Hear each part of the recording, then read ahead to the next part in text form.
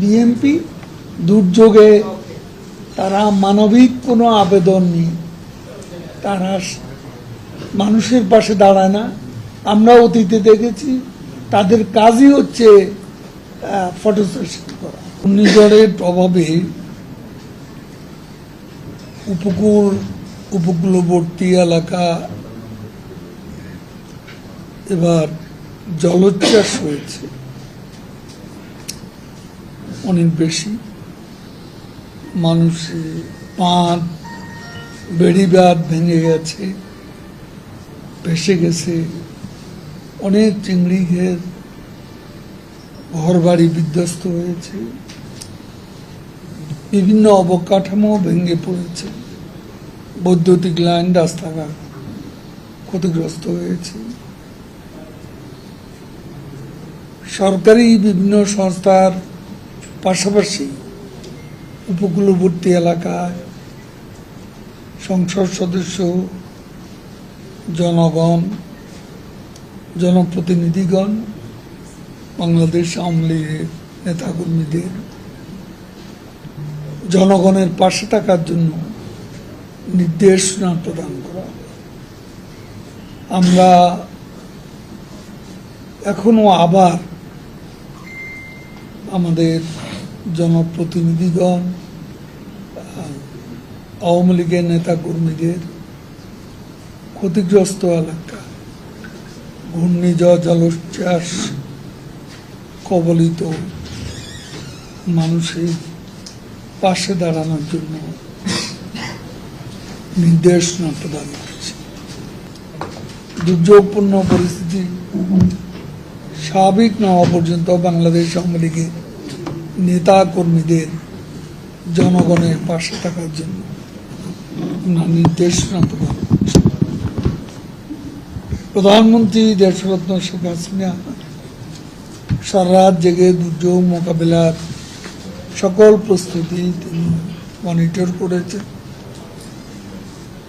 তদারকি করেছেন। উপকূলবর্তী এলাকার মানুষের দুঃখ দুর্দশার খবর নিয়েছেন, প্রয়োজনীয় নির্দেশনা প্রদান করেছেন। আবহাওয়ার উন্নতি হলে অতি দ্রুতই মাননীয় প্রধানমন্ত্রী ঘূর্ণিঝড়ে ক্ষতিগ্রস্ত এলাকা পরিদর্শনে যাবেন, এটা তিনি নিজেই বলেছেন।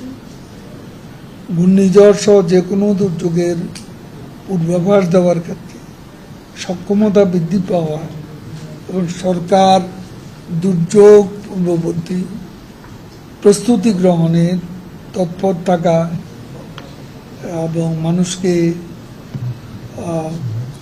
সরিয়ে নেওয়ার যে পূর্ব প্রস্তুতি, সেটা যথাসময় সম্পন্ন করা, ঘূর্ণিঝড়ে ক্ষয়ক্ষতির পরিমাণ কমিয়ে আনা সম্ভব হয়েছে। সার্বিকভাবে একথা প্রমাণিত গত 15 বছরে বঙ্গবন্ধু কন্যা শেখ হাসিনার সময়োপযোগী পদক্ষেপ বাস্তবায়নের কারণে বাংলাদেশ আজ দুর্যোগ মোকাবিলায় প্রশংসনীয় সাফল্য অর্জন করতে সক্ষম হয়েছে। ডিজাস্টার ম্যানেজমেন্টে বাংলাদেশের সাফল্য আজকে সারা দুনিয়া প্রশংসিত হয়েছে, প্রশংসিত হচ্ছে। প্রাইম মিনিস্টার যখন যাবেন তখন আমাদের অনেকেই যাবে, তিনি আমাদের সভাপতি।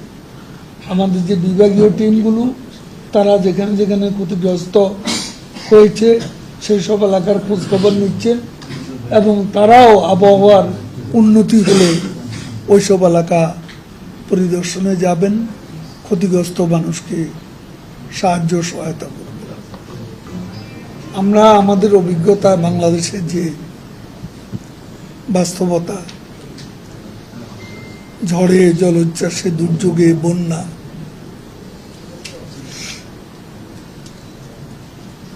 এসব দুর্যোগপূর্ণ পরিস্থিতি মোকাবিলায়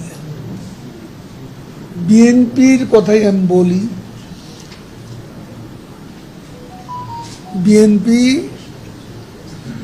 বিরোধী দল হিসেবে তাদের একটা রাজনৈতিক দলের দায়িত্ব পালনে তারা বারে বারে ব্যর্থ হয়েছে। তারা ফটো সেশন করে, ইতিপূর্বে আমরা দেখেছি সাহায্যের নামে ফটো সেশন করা, এমনকি কক্সবাজারে যে রোহিঙ্গারা স্রোতের মতো এসেছে বাংলাদেশে, প্রধানমন্ত্রী শেখ হাসিনা মানবিক সাহায্য করেছেন এবং তিনি আমাদের সীমান্তকে উন্মুক্ত করে দিয়েছিলেন উদারভাবে, যেটা সারা বিশ্বে প্রশংসিত হয়েছে। তখনও আমরা দিনের পর দিন, মাসের পর মাস প্রধানমন্ত্রীর নির্দেশে আমরা রোহিঙ্গাদের পাশে ছিলাম। তখন দেখা গেছে তারা একদিন,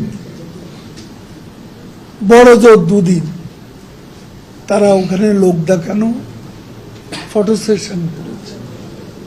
বিএনপি দুর্যোগে তারা মানবিক কোনো আবেদন নেই, তারা মানুষের পাশে দাঁড়ায় না,